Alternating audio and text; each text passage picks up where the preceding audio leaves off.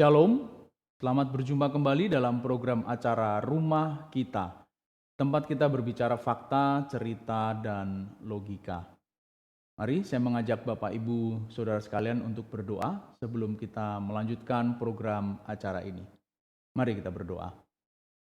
Tuhan Allah Bapa yang Maha Baik, kami bersyukur, kami berterima kasih untuk waktu yang Tuhan berikan bagi kami kembali berjumpa dalam program acara Rumah Kita. Kami rindu dicerahkan oleh kebenaran-Mu Tuhan, sehingga kami mengerti apa yang Tuhan kehendaki dalam hidup nyata kami, dan menambahkan pula pengetahuan bagi iman percaya kami kepadamu. Dengan penuh syukur ya Bapa, kami memulai program acara Rumah Kita ini hanya di dalam nama Tuhan Yesus Kristus. Haleluya, amin. Bapak Ibu Saudara yang dikasihi Tuhan, kali ini kita akan berbicara tentang Alkitab dan kita. Apa kaitan Alkitab dengan kehidupan kita dan juga pribadi kita? Setiap umat Tuhan yang tentu tidak asing dengan satu buku yang menjadi buku panduan kehidupan kita, yaitu Alkitab. Mengapa ini penting kita bahas? Karena bagi umat Tuhan, Alkitab menjadi satu-satunya buku yang seharusnya menjadi rujukan bagaimana kita menjalani kehidupan ini. Bagaimana kita melewati kehidupan ini dan juga bagaimana kita menyelesaikan setiap tugas yang Tuhan percayakan di dalam kehidupan kita. Menyelesaikan kehidupan ini secara benar. Jadi penting sekali kita memahami dan mengerti apa itu Alkitab, sehingga kita pun menjadi tahu apa korelasinya Alkitab itu bagi kehidupan kita. Sehingga di saat kita menjalani dan melewati kehidupan ini, kita dapat menjalani dan melewatinya dengan benar.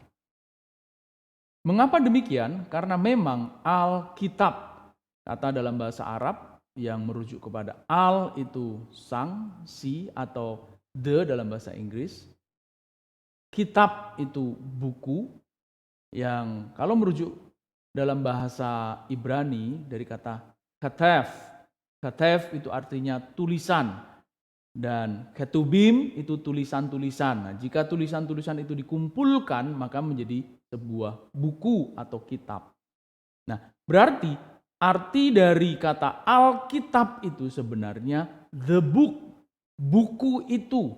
Atau satu-satunya buku. Kalau merujuk kata sandang the yang artinya merujuk kepada satu-satunya benda yang dirujuk oleh kata the atau kata sandang itu. Jadi Alkitab itu adalah satu-satunya buku yang mewakili apa? Yang pertama adalah mewakili firman Tuhan, firman-Nya Tuhan. Di dalam firman itu ada kehendaknya, ada rencananya. Ya, kehendak dan rencana Tuhan bagi hidup manusia dan seluruh makhluk hidup yang ada di alam semesta ini. Tetapi yang kedua, Alkitab itu mewakili siapa? Diri Allah sendiri. Karena Allah itu tidak kelihatan, maka Alkitab menjadi perwakilan yang sangat khas bagi umat manusia, khususnya umat Tuhan, di dalam mengenali dan memahami dirinya. Sehingga sangat perlu kita memahami dan mempelajari apa dan bagaimana Alkitab itu bagi kehidupan kita. Karena apa? Bagaimana kita bisa dapat menjalani dan melewati kehidupan ini jika kita tidak tahu dan tidak mengenal apa yang menjadi kehendak dari Sang Pencipta kehidupan itu. Kita tidak tahu siapa pemberi kehendak bagi kehidupan ini. Dan hari ini kita mau belajar hal ini supaya tadi kita menjadi bijak dan bahkan tepat, benar, sungguh-sungguh benar di saat kita melewati, menjalani, dan menyelesaikan atau mengakhiri kehidupan ini. Kita tidak menyimpang ke kanan dan ke kiri, kita tidak salah arah, tetapi kita tepat pada sasaran. Bagaimana kita harus menjalani dan melewati kehidupan ini dengan tepat tadi. Hal ini menjadi unik, kenapa? Unik karena disitulah semua apa yang Tuhan kehendaki bagi kehidupan umat manusia dituliskan dan dibahasakan dalam bahasa manusia. Padahal bahasa yang dipakai oleh manusia itu terbatas. Sementara kehendak Allah itu sebenarnya tak terbatas. Mewakili Allah sendiri yang memang juga tak terbatas.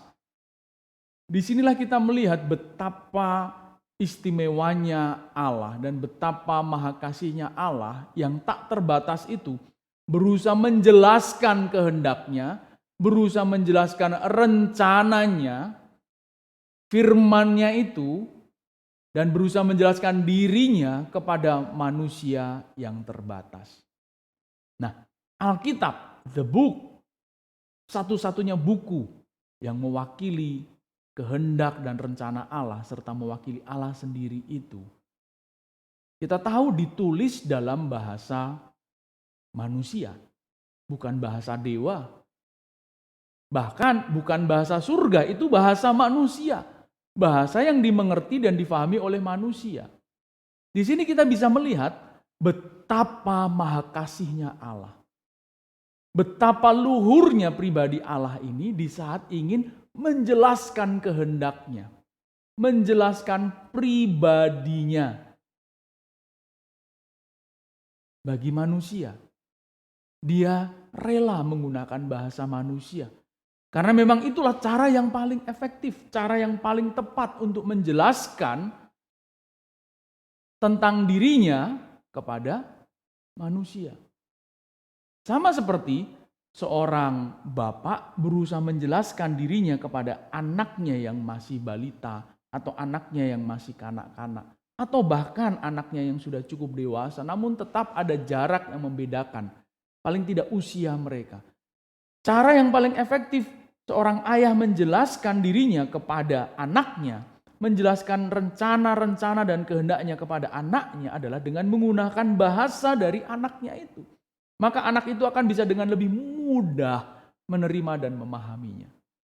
Jika sang ayah itu menggunakan bahasa-bahasa yang hanya dimengerti oleh dirinya, maka itu akan membingungkan anaknya. Bahkan akan semakin menimbulkan jarak yang jauh, keterpisahan antara ayah dengan sang anak. Disinilah terlihat keluhuran, kebijaksanaan, ya, dan kasih sang ayah kepada anaknya. Dan cara inilah yang diambil oleh Allah dalam menjelaskan kehendaknya, dalam menjelaskan rencananya, dalam menjelaskan dirinya kepada manusia. Yang kalau boleh dikatakan manusia itu adalah anak-anak Allah itu. Allah lah yang menciptakannya. Bukan dalam maksud melahirkan secara fisik. Seperti seorang ibu yang melahirkan anaknya di rumah sakit. Bukan, tetapi anak-anak Allah itu dimaksudkan bahwa manusia itu berasal dari Allah. Allah lah yang menciptakan manusia. Dan di sini terlihat keluhuran Allah yang maha kasih dan maha mulia itu. Merelakan kehendaknya, rencananya, firman-Nya itu dan dirinya sendiri dibahasakan dalam bahasa manusia. Tidak marah Allah di saat setiap penulis kitab di dalam Alkitab itu menuliskan dan membahasakan tentang rencana dan kehendaknya dan tentang dirinya dengan menggunakan bahasa yang dimengerti oleh manusia. Dan pada masa itu, umat yang dipilih oleh Allah untuk menjelaskan tentang rencana, kehendak dan dirinya itu adalah bangsa Israel. Sehingga bahasa Ibrani lah yang digunakan untuk perjanjian lama. Dengan menggunakan bahasa Ibrani itulah umat perjanjian lama yaitu umat Israel berusaha menjelaskan. Yang pertama tentang bagaimana sih penciptaan itu sebenarnya. Dimulai dengan proses seperti apa. 7 hari dalam bahasa Ibrani menggunakan yom. Hari di situ berarti bisa hitungan hari Senin, Selasa, Rabu, dan Kamis dan selanjutnya. Tetapi juga bisa berarti masa kata yom itu. Dan Allah menerima itu sebagai bahasa yang dapat dimengerti oleh manusia. Penciptaan, lalu kemudian bagaimana proses beranak cucu umat manusia pada masa itu. Bagaimana Kain membunuh Habil. Lalu kemudian Allah melahirkan keturunan berikutnya yaitu Set menggantikan Habil yang dibunuh oleh kakaknya. Ya. Bagaimana juga proses di saat keturunan Set ini menjadi keturunan Allah dan keturunan Kain ini dianggap sebagai keturunan manusia. Artinya keturunan yang sudah berlawanan dengan Allah. Lalu kemudian proses pemilihan bangsa Israel pada masa itu.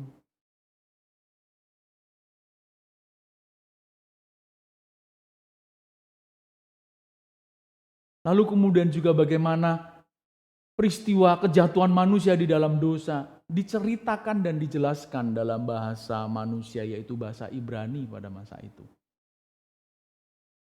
Sehingga terkumpullah ada 39 kitab dalam perjanjian lama itu yang dituliskan dalam bahasa Ibrani. Yang pada masa itu memang khusus ya dimengerti oleh orang Ibrani. Orang yang berbahasa Ibrani dalam hal ini adalah orang Israel.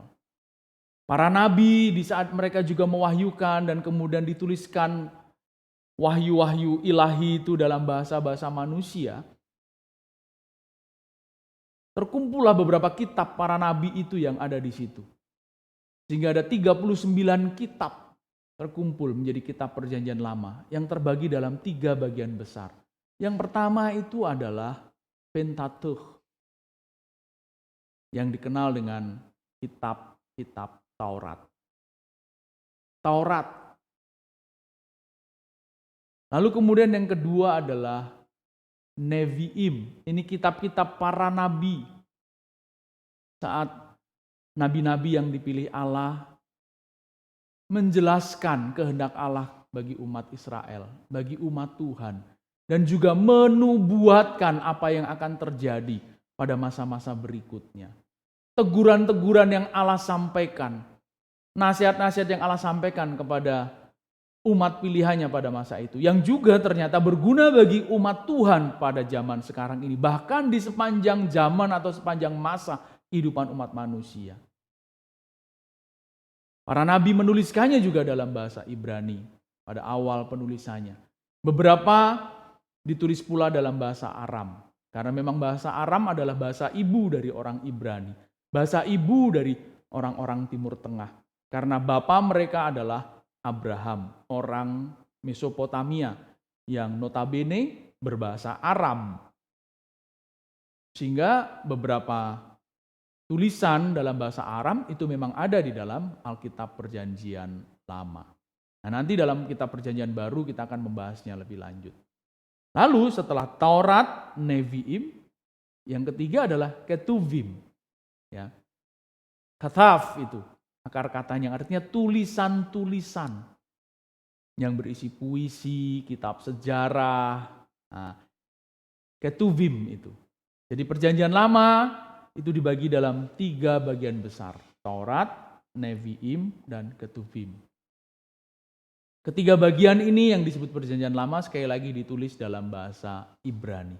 Ibrani klasik, Ibrani yang tidak mudah dalam kosakata dan gramatikalnya.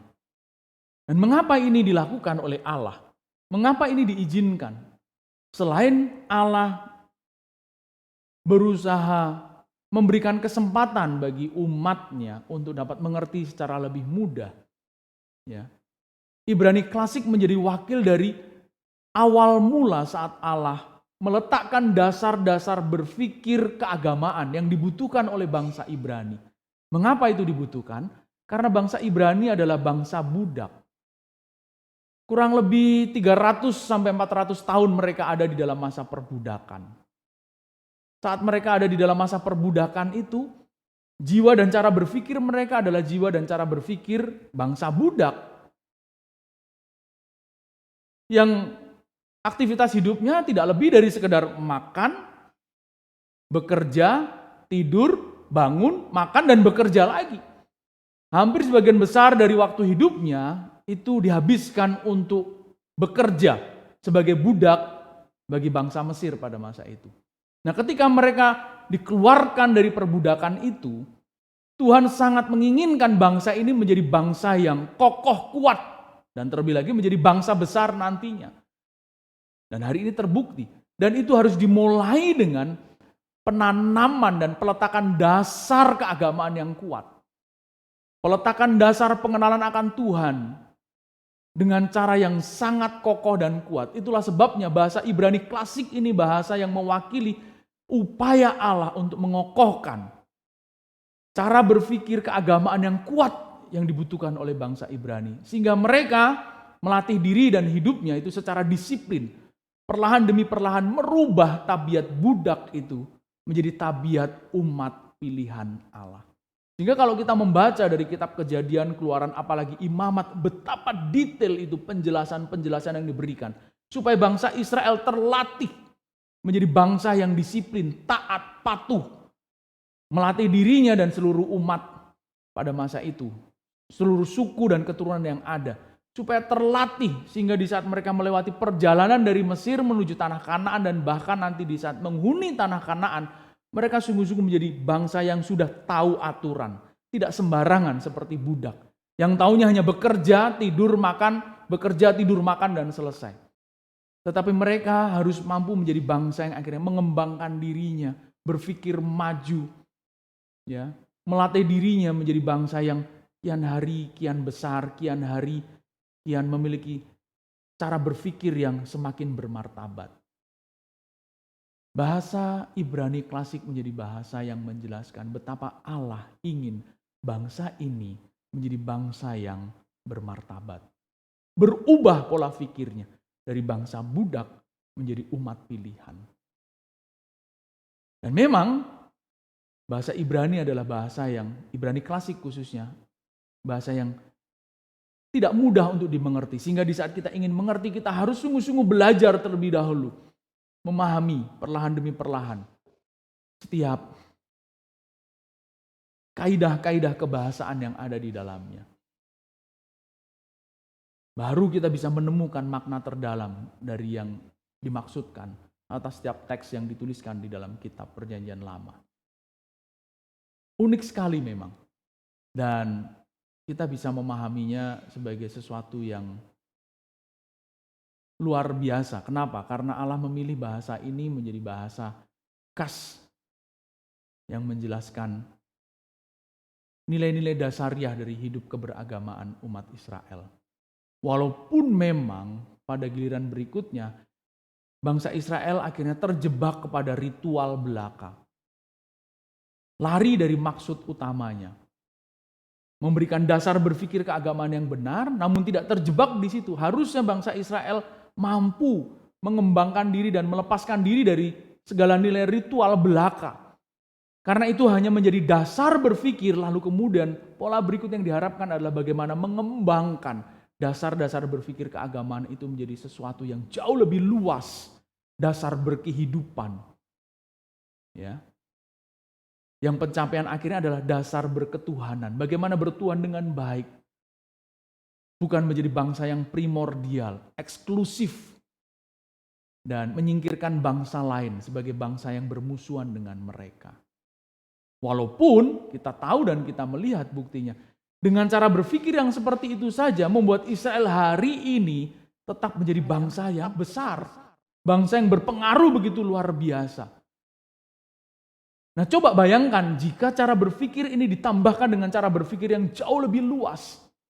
Bukan eksklusif, bukan primordial, namun mampu merangkul seluruh umat manusia yang ada di sekitarnya. Dan menyatukannya menjadi umat Tuhan, betapa luar biasa itu sebenarnya. Dan Alkitab adalah salah satu piranti yang Allah gunakan demi mencapai tujuan itu. Supaya bukan hanya bangsa Israel, tetapi seluruh umat manusia bisa mengenal kehendaknya, mengenal rencananya, dan mengenal dirinya. Namun sayangnya Israel gagal. Mereka menganggap yang disebut umat pilihan hanya mereka sendiri. Mereka menganggap bahwa hanya Israel yang paling tahu dan paling kenal siapa Tuhan itu. Dan saat kehadiran Kristus, pemahaman itu dirobohkan oleh Tuhan. Bukan ini yang aku maksudkan. Tirai bait Allah dibelah itu tanda bahwa sebenarnya Allah ingin merangkul seluruh umat manusia. Dan itulah sebabnya perjanjian baru itu dituliskan dan dilahirkan dalam bahasa Yunani koine. Bahasa Yunani kebanyakan dalam tujuan apa? Supaya jauh lebih banyak orang lagi bisa dirangkul. Supaya lebih banyak orang lagi memahami kehendak dan rencana Allah dan mengenal Allah sendiri. Walaupun Sekalipun bahasa Yunani koine itu adalah bahasa Yunani kebanyakan yang dapat diartikan bahasa Yunani yang lebih mudah dimengerti, tetap saja kaidah-kaidahnya tidak lalu sembarangan, ya, dengan mudah untuk kita bisa pelajari. Tetap ada kaidah-kaidah yang harus dengan detail kita pelajari. Tetapi maksud dan tujuannya adalah dalam rangka demi merangkul semakin banyak orang untuk mengenal kehendak Allah, rencana Allah, dan Allah sendiri bagi kehidupan umat manusia. Dan untuk itulah Allah sudah mempersiapkan. Demi sampai kepada tujuan itu Allah sudah menyiapkan. Sebelum masa kelahiran Kristus, Allah melahirkan Alexander Agung. Seorang tokoh besar yang pada masa itu meyunanikan 3/4 penduduk bumi ini. Membuat 3/4 penduduk bumi ini berbahasa Yunani, Helenis. Itulah awal mula persiapan Allah demi membuat terbukanya pintu gerbang selebar-lebarnya bagi pengenalan akan Allah, pengenalan akan kehendak Allah dan rencananya bagi hidup manusia. Lebih mudah kebenaran itu disiarkan bagi setiap umat manusia pada masa itu. Walaupun ada dimungkinkan bahwa Alkitab Perjanjian Baru pun ditulis dalam bahasa Aram. Mengapa demikian? Karena sekalipun Helenis budaya mereka dan Yunani bahasa yang diwajibkan oleh Kekaisaran Romawi Yunani pada masa itu, ya, oleh Alexander Agung, bahasa ibu mereka atau bahasa yang biasa mereka pergunakan untuk berbincang, masyarakat Ibrani, masyarakat Timur Tengah, itu lazimnya menggunakan bahasa Aram. Jadi sangat dimungkinkan jika teks-teks Perjanjian Baru itu ditulis dalam bahasa Aram. Tetapi tidak masalah. Apapun itu yang jelas bahasa yang digunakan adalah bahasa yang mudah dimengerti, lebih mudah dimengerti. Namun secara umum biasanya Alkitab Perjanjian Baru itu diyakini dituliskan dalam bahasa Yunani koine, Yunani kebanyakan. Bahasa yang dipakai masyarakat yang tinggal di daerah jajahan Yunani Romawi. Dan itu cara yang paling khas dan cara yang paling unik pula di saat Allah ingin membuka pintu selebar-lebarnya. Supaya bukan hanya orang Yahudi, bukan hanya orang Ibrani yang mengenal Allah dan kehendaknya. Tetapi juga seluruh umat manusia pada masa itu. Alexander Agung itu berkuasa dari Afrika sampai ke Eropa Timur pada masa itu. Sehingga hampir sebagian besar penduduk dunia pada masa itu mengenal bahasa yang biasa mereka pergunakan, yaitu bahasa Yunani itu. Dan memang pada masa Perjanjian Baru itu penginjilan oleh para rasul itu besar-besaran dilakukan. Ya. Banyak rasul menginjil dan berkeliling di berbagai macam tempat untuk memberitakan Injil dan kebenaran Kristus itu ke seluruh bumi. Rasul Thomas dimungkinkan pergi ke India, Rasul Andreas pergi ke Mesir, dan beberapa rasul yang lain juga diutus Tuhan untuk memberitakan Injil ke seluruh muka bumi. Dan bahkan proses berikutnya, Allah mengizinkan bahwa Alkitab diterjemahkan dalam berbagai macam bahasa. Alkitab diterjemahkan dalam berbagai macam bahasa. Unik sekali. Dan sampai tahun 2012, Alkitab secara lengkap itu telah diterjemahkan ke dalam 518 bahasa. Dan dalam bentuk sebagian atau bagian per bagian, misalkan Injil saja, ya, Matius, Markus, Lukas, Yohanes, atau Perjanjian Lama saja, atau Perjanjian Baru saja, itu sudah diterjemahkan dalam 2.798 bahasa. Sekali lagi, dalam bentuk lengkap, Alkitab itu sudah diterjemahkan di dalam 518 bahasa. Dan dalam bentuk bagian per bagian, itu sudah 2.798 bahasa. Dan LAI sendiri, ya, mencatat sudah menerjemahkan ke dalam 38 bahasa di Indonesia. Dan dalam bagian per bagian sudah kurang lebih 108 bahasa yang dimiliki oleh bangsa Indonesia. Ada cukup banyak bahasa daerah yang dimiliki oleh Indonesia. Dan LAI sudah setidaknya 38 bahasa digunakan untuk menerjemahkan lengkap Alkitab Perjanjian Lama dan Perjanjian Baru. Dan jika bagian per bagian itu kurang lebih 108 bahasa. Data tahun 2019. Nah, apakah terjadi kesalahan? Apakah terjadi penyimpangan? Ya. Secara mekanik, iya. Pasti ada. Kesalahan menuliskan koma, kesalahan menuliskan huruf A atau E. Tetapi secara keseluruhan tidak ditemukan kesalahan yang fatal. Nilai esensialnya tetap terjaga dengan baik. Dan hari ini nilai esensial tertinggi yang dimengerti adalah bahwa Allah mengasihi manusia. Itu nilai esensial yang sampai hari ini belum pernah salah ditafsirkan. Belum pernah salah dimengerti oleh para pembaca Alkitab. Bahwa Allah itu adalah Allah yang penuh kasih. Rindu menyelamatkan umat manusia. Rindu membawa manusia dari jurang dosa kepada kehidupan kekal bersama dengan Allah. Dan itulah sebabnya di dalam 2 Timotius pasal yang ketiga, ayat yang ke-16 sampai dengan ayat yang ke-17 mengingatkan kepada kita bahwa segala tulisan yang diilhamkan Allah memang bermanfaat untuk mengajar, untuk menyatakan kesalahan, untuk memperbaiki kelakuan, dan untuk mendidik orang dalam kebenaran. Dengan demikian, tiap-tiap manusia kepunyaan Allah diperlengkapi untuk setiap perbuatan baik. 2 Timotius pasal 3 ayat yang ke-16 menjelaskan bahwa ketuvim, tulisan-tulisan yang diilhamkan oleh Allah itu, hagia grafa itu, tulisan-tulisan suci, hagia itu dari kata hagios yang artinya suci, grafa itu artinya tulisan, hagia grafa senada dengan ketuvim itu yang dimaksudkan dengan ketuvim, ya. Tulisan-tulisan suci artinya tulisan suci karena diilhamkan oleh Allah. Itu berguna untuk mengajar didas kalia. Nah, saya yakin para guru, para pendidik tahu itu. Ada satu ilmu yang khusus membahas tentang hal ini, yaitu didaktik.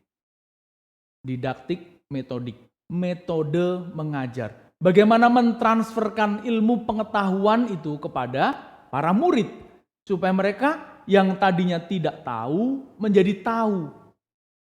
Nah, sebenarnya itu baru proses awal dari mengerti dan mengetahui serta memahami apa tujuan utama dari proses pembelajaran. Ya, nanti kita akan sampai pada hal itu. Tetapi proses pembelajaran itu dimulai dari mengajar, menyampaikan informasi, pengetahuan bahwa yang ini salah, yang ini betul, yang ini merah, yang ini kuning, yang ini lurus, yang ini bengkok. Supaya peserta didik itu atau para murid tahu mana yang seharusnya dia pilih dan mana yang seharusnya tidak dia pilih. Mendapatkan informasi dan pengetahuan yang lengkap tentang subjek yang diajarkan. Kalau subjeknya itu adalah kehidupan ini, dia tahu apa yang dia butuhkan dan apa yang tidak dia butuhkan dari kehidupan itu. Nah, bukan hanya berhenti sampai di situ. Berikutnya setelah para murid itu mendapatkan pengajaran yang benar itu seperti apa, yang salah seperti apa, sehingga mereka bisa dan tahu memilih mana yang baik dan mana yang bukan. Mendapatkan informasi untuk mereka dapat memilih mana yang baik dan mana yang bukan. Berikutnya melalui tulisan yang diilhamkan oleh Allah itu, manusia menjadi tahu jika ada kesalahan, kita akan bisa langsung ditegur, ini salah, perilaku hidupmu itu salah. Sehingga manusia menjadi sadar dan tahu posisi dan keberadaan dirinya. Melalui setiap tulisan yang diilhamkan oleh Roh Kudus di dalam Alkitab, manusia diingatkan, perilakumu itu salah, perilakumu itu menyimpang, perilakumu itu tidak sesuai dengan kehendak Tuhan. Sehingga dibutuhkan proses berikutnya. Ya, bukan hanya sekedar menegaskan bahwa perilaku manusia itu salah, tetapi setiap tulisan yang diilhamkan oleh Roh Kudus itu berikutnya adalah menuntun manusia untuk memperbaiki kelakuannya. Epanortosis, yang artinya restoration to an upright or right state. Restorasi ya demi mencapai posisi yang benar dan tepat. Ya. Tetapi dengan cara dikoreksi, ya, melakukan peningkatan dari hidup dan karakter. Correction, improvement of life or character. Lihat, ada proses yang dilewati dan begitu luar biasa proses itu. Proses yang mengarahkan manusia untuk bukan hanya sekedar mendapatkan informasi apa yang baik, apa yang benar, tetapi juga menegaskan jika manusia ada dalam kesalahan dan memang manusia itu ada dalam posisi berlawanan dengan Allah. Ditegaskan manusia salah di saat manusia jatuh ke dalam dosa. Tetapi tidak dibiarkan posisi dan kondisi itu hanya dengan memberitahu bahwa manusia jatuh dalam dosa dan manusia ada di dalam kesalahan. Tetapi manusia diarahkan bagaimana memperbaiki atau mengoreksi kelakuan atau perilakunya itu. Menuju pada posisi yang tepat dan benar. Tentu tepat dan benar seperti yang Tuhan kehendaki. Dan proses itulah yang berikutnya harus terus dilanjutkan. Sebagai sebuah proses yang disebut dengan paideia. Mendidik sama seperti seorang anak kecil yang dididik, dilatih hari demi hari. Bagaimana membawa setiap para murid itu bukan hanya sekedar mendapatkan ilmu pengetahuan, tetapi memiliki perilaku yang benar. Sehingga ada beda antara mengajar dan mendidik. Mengajar itu hanya memberikan informasi dan pengetahuan. Tetapi mendidik itu mengarahkan manusia kepada kelakuan batin yang benar. Dan Alkitab yang adalah firman Allah dan perwakilan dirinya sendiri bagi umat manusia. Yang merupakan tulisan-tulisan yang diilhamkan oleh Allah kepada manusia. Dalam bahasa manusia itu. Dalam tujuan yang pertama mengajar, mengingatkan manusia akan kesalahannya, lalu memberikan cara bagaimana memperbaiki kelakuan, dan terus melewati proses perbaikan karakter demi perbaikan karakter, sehingga akhirnya manusia menjadi pribadi seperti yang Tuhan kehendaki. Dikembalikan kepada rancangan Allah semula, yaitu menjadi makhluk yang segambar dan serupa dengan Allah. Jadi betapa indah dan istimewanya Alkitab itu bagi kehidupan umat manusia. Jadi catat baik-baik. Jangan pernah merasa bosan dan jangan pernah merasa malas untuk selalu belajar, mengerti dan mengenal kebenaran firman Tuhan. Karena melaluinya lah kita diajar. Kita terus melewati proses untuk diingatkan dan diperbaiki karakter serta perilakunya.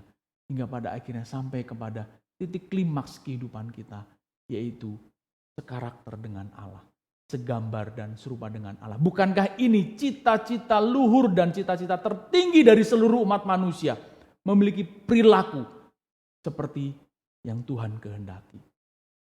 Tidak ada pilihan lain. Mari sekali lagi kita terus belajar kebenarannya sampai pada akhir hayat kita. Jangan gantikan Alkitab dengan yang lain. Mari jadikan Alkitab sebagai buku satu-satunya penuntun langkah hidup kita dari sekarang hingga kekal nanti. Kalaupun ada buku-buku yang lain, tidak masalah, tetapi itu bukan menjadi buku yang utama. Hanya buku sampingan yang merujuk kepada buku utama, yaitu Alkitab. The book. Satu-satunya buku yang menuntun kita kepada kebenaran, yang menuntun kita kepada kehendak Tuhan, yang menuntun kita kepada Tuhan sendiri. Selamat berjuang, Tuhan Yesus memberkati. Mari kita berdoa. Tuhan Allah Bapa yang Maha Baik, kami bersyukur untuk berkat-Mu pada kesempatan kali ini. Kami rindu Tuhan apa yang sudah kami dengar, biarlah itu terus bergaung di telinga hati kami. Untuk kami terus dapat peragakan dalam hidup nyata kami. Sehingga ketika kami menjalani kehidupan kami, dari sekarang hingga pada akhirnya nanti kami menjalaninya secara benar. Seperti yang Tuhan kehendaki bagi kehidupan kami. Dengan penuh syukur ya Bapa, kami akhiri perjumpaan kami pada kesempatan kali ini. Hanya demi dan di dalam nama Tuhan Yesus Kristus. Haleluya. Amin. Selamat berjumpa kembali dalam program acara rumah kita selanjutnya. Tuhan Yesus memberkati.